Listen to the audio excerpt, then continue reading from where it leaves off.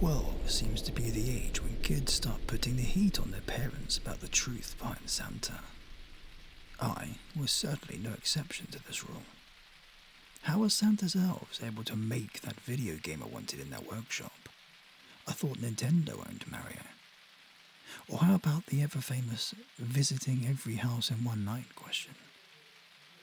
Did the Jolly Man own some kind of time-extending device? Or perhaps the most obvious question of all, how could he have lived for this long?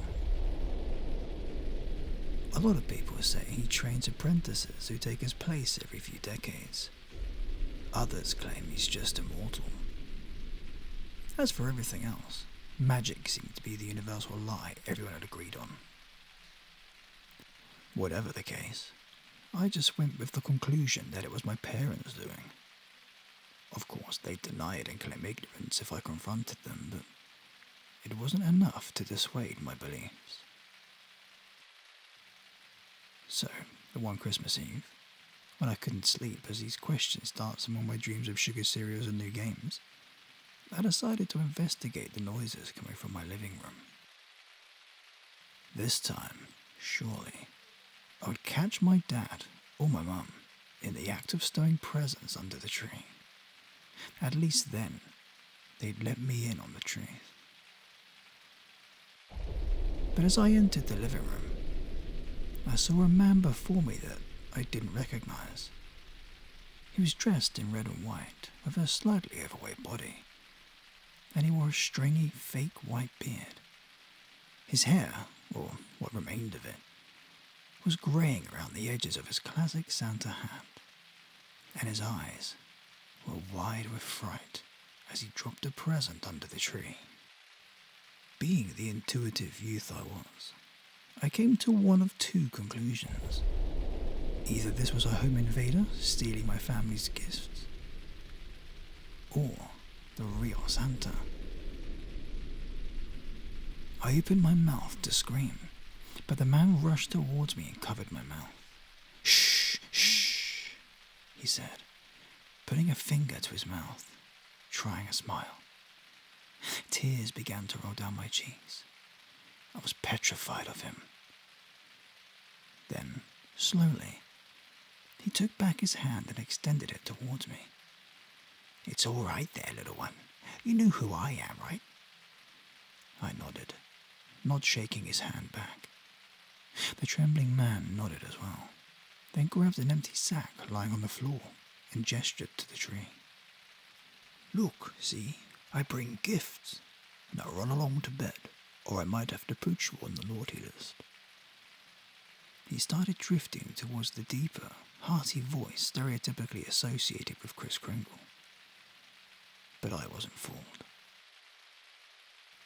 Regardless, I wiped my eyes and began to step back from the living room, trying to create some distance between me and the stranger. The man simply watched, wiped his brow, and proceeded to approach the fireplace. I stopped and observed, confused as to how he was going to leave my house, but a blast of green flames erupted from the chimney, and the man fell back to the floor. I couldn't see his face, but I'm certain it was twisted in fear like my own. A massive, bony hand spawned from the fire, and the arm that followed was draped in ragged fur. Then another arm, and then the skull of some wild creature with two large horns followed, nearly as large as the fireplace itself. The bones popped and snapped as it slammed its hands onto the floor. The entire monster was engulfed in the flame, yet it didn't seem to burn anything in the house.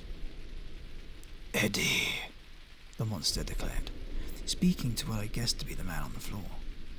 "No, no," Eddie shouted back. I did my part. See? 10,000 houses, just like you said, right? 10,000. I did my part." "And yet you allowed a human child to see you. You know the rules." "Look, I've learned my lesson. I'm sorry. I made a mistake. Just let me go, please. I deserve to." "Let you go? Did you let that woman go, Eddie? I don't seem to recall you letting her go. This was your second chance, and you've wasted it. What are you going to do? Eddie whispered. I could make out his quaking figure being overshadowed by the creature in the fireplace. The next sound heard was a crunch, with a soft beginning and snapping finish. I jumped as the sound repeated a few times, finally letting out a shaky breath. I prayed in my head that it wasn't what I thought. But when the creature reared its head towards me, I saw the red and white pants hanging from its mouth as it chewed on Eddie's corpse, then watched as it slurped up his legs like strands of spaghetti. I covered my eyes and tried to tell myself it wasn't real. It wasn't real. It wasn't real. After a quiet minute, I peeked between my fingers to see the monster staring back at me from the fireplace. The pace of my breathing grew quicker and sharper, my eyes unable to escape from the grasp of those empty sockets. Now, run off back to bed, little one, or else I might put you on the naughty list.